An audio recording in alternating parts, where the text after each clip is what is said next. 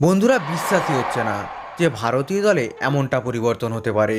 কারণ সেমিফাইনালের আগেই রোহিত শর্মা, মোহাম্মদ শামি এবং জাদেজা নাকি খেলবেন না, তাদের জায়গায় নাকি অন্য তিনজন খেলবেন।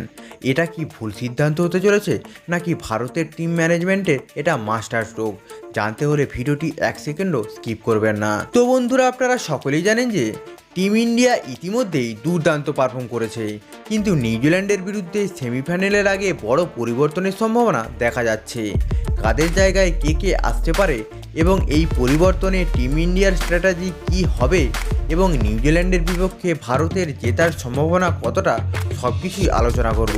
তাই ভিডিওটি স্কিপ না করে দেখতে থাকুন। চলুন তাহলে প্রথমে জেনে নিই সেমিফাইনালের আগে ভারতীয় দল নিউজিল্যান্ডের বিরুদ্ধে যে 3টি পরিবর্তন করতে চলেছে তারা কারা এবং তাদের পরিবর্তে কারা কারা নামতে চলেছে। প্রথম পরিবর্তন হবে ক্যাপ্টেন রোহিত শর্মা, তার পরিবর্তে নামতে চলেছে ঋষভ পান্ত। হ্যাঁ বন্ধুরা, শোনা যাচ্ছে নাকি যে ক্যাপ্টেন রোহিত শর্মা নাকি ইনজুরিতে ভুগছেন, আর সেই কারণের জন্যই নাকি তিনি প্র্যাকটিসেও আসতে পারেননি।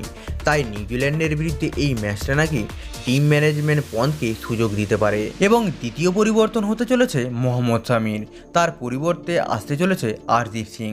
হ্যাঁ বন্ধুরা, কারণ ইয়ং বোলার হিসাবে আরদীপ সিং নতুন বলে সুইং পেতে পারে, তাই নিউজিল্যান্ডের ব্যাটারদের সমস্যায় ফেলতে পারে। তাই নিউজিল্যান্ডের বিরুদ্ধে এই ম্যাচটা মোহাম্মদ শামিকে রেস্ট দিয়ে তার পরিবর্তে আরদীপ সিংকে খেলাতে পারে টিম ম্যানেজমেন্ট। এবং 3 নম্বর পরিবর্তন হতে চলেছে রবীন্দ্র জাদেজার, তার পরিবর্তে আসতে চলেছে বরুণ চক্রবর্তী।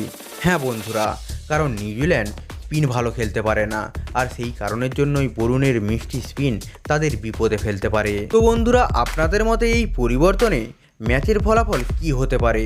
ভারত কি নিউজিল্যান্ডকে হারাতে পারবে, নাকি এই পরিবর্তন ম্যাচের মোড় ঘুরিয়ে দেবে?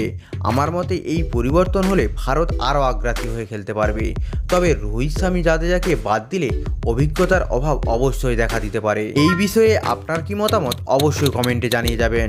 ভিডিওটি ভালো লাগলে লাইক, শেয়ার এবং সাবস্ক্রাইব করতে ভুলবেন না। দেখা হবে পরের ভিডিওতে।